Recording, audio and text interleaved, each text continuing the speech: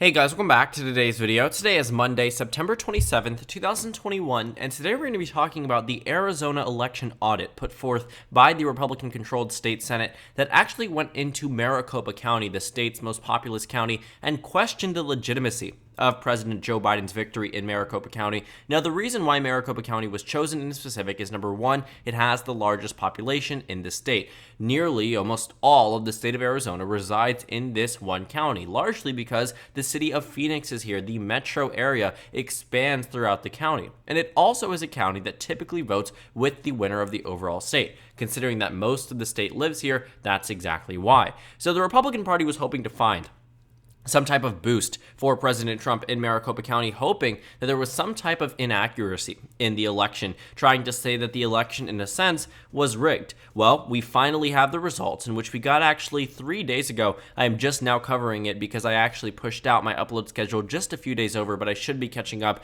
to the current news cycle. But point being that the results are here. And as you pretty much saw from the title of this video and what you saw in the initial glimpse of this video, that Joe Biden actually expanded his lead in the Arizona audit. It proved absolutely nothing that President Trump wanted it to, and it ultimately was very embarrassing for the Republican Party to put forth taxpayer dollars towards this audit for it to find absolutely nothing.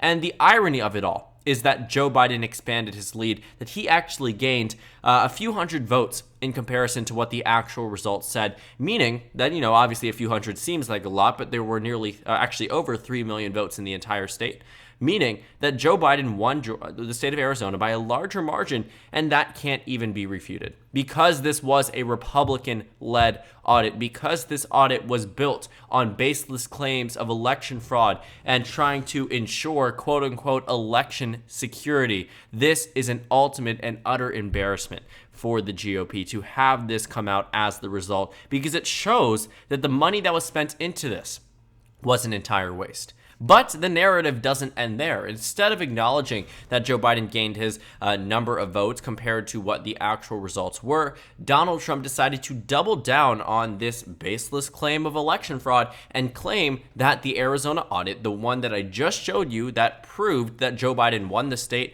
actually proved that he won the state of Arizona. And he didn't even do this in the state of Arizona, in fact. He did this at a rally in the state of Georgia, two states that actually together flipped to the Democratic Party for the first time since Bill Clinton was president of the United States. So looking at what Donald Trump tried to do in the state of Arizona, he said that, quote, "We won at the Arizona forensic audit yesterday at a level that you wouldn't believe. They had headlines that Biden wins in Arizona, and when they know it's not true. He didn't win Arizona. He lost in Arizona based on the forensic audit." But here's the thing. People know this isn't true. People know that this just simply isn't going to be accurate at all. The point is that Joe Biden expanded his lead, and President Trump, instead of acknowledging it or just not speaking on it at all, instead tries to go on the complete opposite end and argue that Joe Biden lost the state of Arizona, doubling down on his point. These baseless claims of election fraud. I mean, I cannot even believe that we are trying to relitigate the 2020 election nearly a year after it occurred. I cannot believe that President Trump is still speaking on this issue. This is not a partisan thing at this point in time. The election is said and done. That's why that member of the Republican State Senate had said what they said about the Arizona audit. That's why there are plenty of top Republicans who have turned on President Trump because they know in their hearts that the election was rigged. And it also raises questions. What elections were rigged? If Arizona was rigged for the Democrats, what's to say that a state such as, let's say, for instance, Ohio wasn't rigged for the Republican Party? It's very interesting that President Trump and the Republican Party seem to be only honing in on the states that flipped to Joe Biden rather than the states that were still arguably very close, such as Florida, which was decided by around 3 percentage points, and hone in on some of these states that were flipping to Joe Biden. I mean, there was really no emphasis on any of these Republican states or any of the states that stayed in the Donald Trump column because for obvious reason. And the Democratic Party did not come out and say that the election was rigged in 2020. And I know people have tried very hard to draw parallels between the Russian interference claims and the election fraud claims. Well, I will say that one does seem to be more founded on evidence than the other, but I'm not going to say that either of the two are things that I would personally want to push out through an election discussion. We need to trust our electoral process, and if we don't, then we do not have a democracy. If we have half of this nation truly believing that the election was rigged, it will, number one, lower participation, which is bad for everybody, and number two, just completely encourage future distrust in the American government and make it in such an unfortunate position to a point where sometimes politicians can't govern, as you might be seeing now with mask mandates across the state, such as Arizona, where in Democratic areas it might be enforced, but in Republican areas, absolutely not, because they don't trust the science, they don't trust the politicians because of these claims. And this audit is exactly how I expected it to be. In the same way, actually, reminds me a lot. In 2016, when the Democratic Party, combined with Joe Stein's efforts, funded a recount in the state of Wisconsin, Michigan, and Pennsylvania. Now, it only went through in the state of Wisconsin fully. The entire state went forth with a recount, and it actually improved President Trump's lead by 131 votes. That, in a sense, was also embarrassing, but for the different party. This time, the Democratic Party. This time, Jill Stein, who put forth this recount effort. It was honestly just a way, I would say, to maybe fundraise, a way to have people at ease. Whatever it was, it doesn't really matter. It did not change the outcome of the election. In fact, it shifted it further towards the winner. And that's what happened in the state of Arizona. Except in 2016, we didn't see this extreme level of state legislatures looking to overturn the Electoral College. We didn't see relitigation about the election this far drawn out. Russian involvement speculation is not the same as calling the election a fraudulent system. Saying that the election was rigged is not going to be nearly as okay as I would say of someone saying that a foreign nation was trying to sway voters through Facebook ads. Facebook ads are very different than just essentially going after any and everyone when it comes down to this election. Now, you all already know how I stand on this position, but I honestly think that this audit showing that Joe Biden is actually improving his lead is only going to help the Democrats in 2022, specifically in the state of Arizona.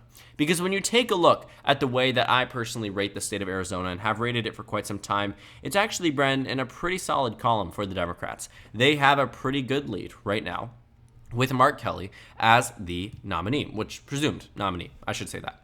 He has sometimes a 9, 10, 11-point lead over Republican opponents. Now, obviously, as you can tell from my most recent projection, I don't expect him to win by 9, 10, 11%.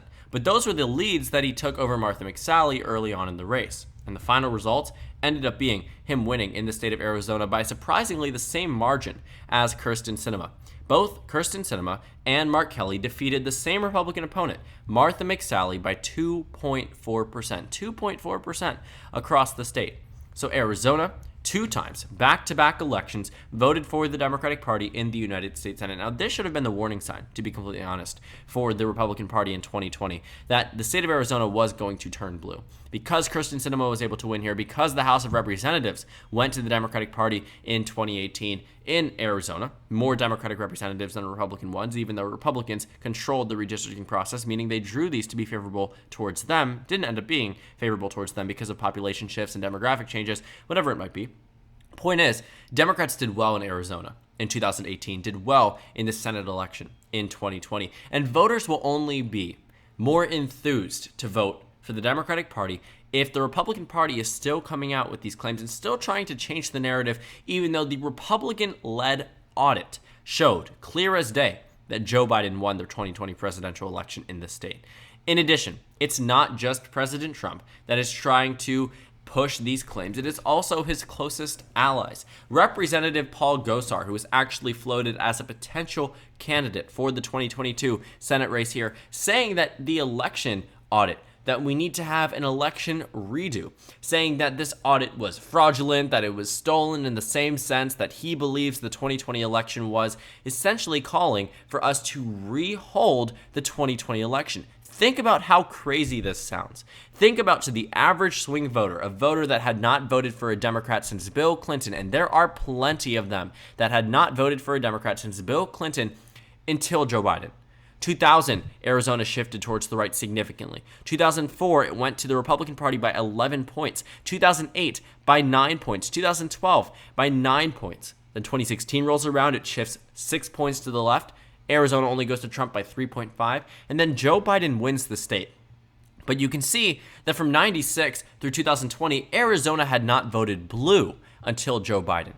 Because of President Trump and because the Democratic Party was able to tap into this hatred of the ideology, I don't know why I couldn't say that correctly, the ideology of President Trump and his closest allies, including representatives like Paul Gosar. Because the claims that they are making, the arguments that they are trying to push onto these voters here, imagine their response to it. There are voters here, again, who have not voted for a Democrat in possibly 2 decades. And their first time voting for a Democrat because President Trump might have pushed them away, or someone else might have pushed them away from the GOP, whatever it is. And they are being told that the election was rigged, that Donald Trump actually had a landslide, when you have a significant portion of the electorate that shifted towards the left, that are, traditionally speaking, Republican voters. You will not win them over if the Republican Party is saying that the election was rigged. If people don't truly think that this party believes the shift happened, that they don't recognize that they are losing voters, you are much less inclined to vote for that party again.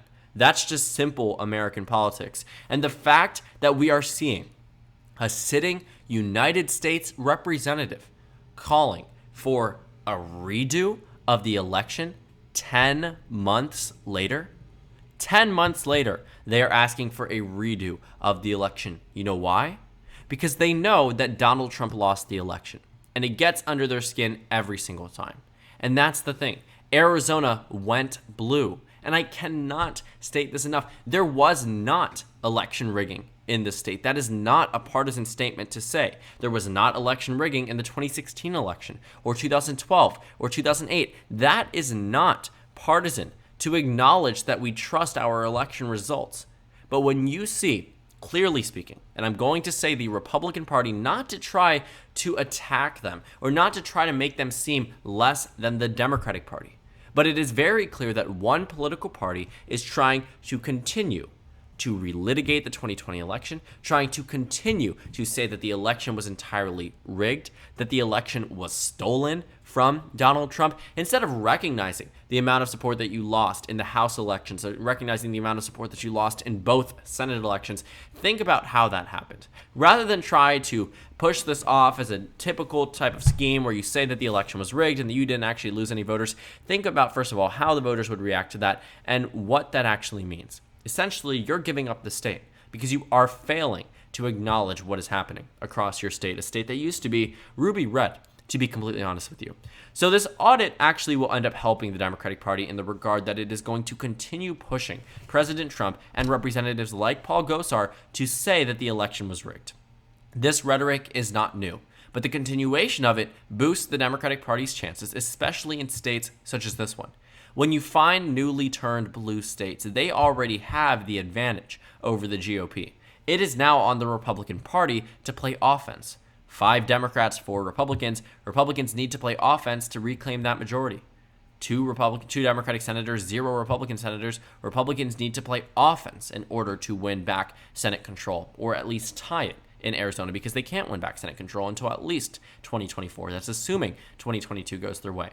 In order to win back on the presidential level, they need to play on the offense.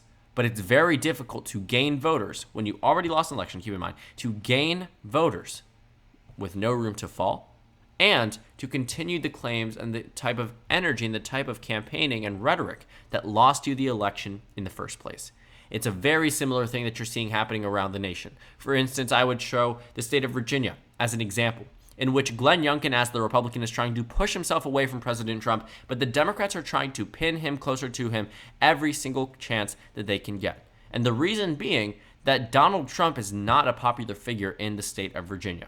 And when you have a Republican nominee who is closely associated with that unpopular figure, you are going to lose voters. There may be swing voters out there that would have been willing to vote for Glenn Youngkin, but because of these ads and this rhetoric from Terry McAuliffe pinpointing him and tying him to President Trump, they will likely not vote for Glenn Youngkin in this instance. The same thing that I could see happening for Republicans in 2022 in the state of Arizona, whether it be House elections, Senate elections, or potentially even the governorship. Democrats are going to advance their lead in the state of Arizona. They are going to increase their vote tally, largely in part to rhetoric such as this, talking about something such as the audit and trying to say that it was rigged or it was stolen, even though this audit was controlled by the Arizona Republican Party. Quite fascinating, if you ask me. But all in all here, we will see what happens in the state of Arizona. Point being, the Arizona audit showed that Joe Biden actually furthered his lead, and it pretty much will only help Democrats moving forward beyond this point because it absolutely provides no type of improvement for the GOP, and if anything, continues to push them into saying things that will be detrimental to future campaigns, especially in a newly turned blue state.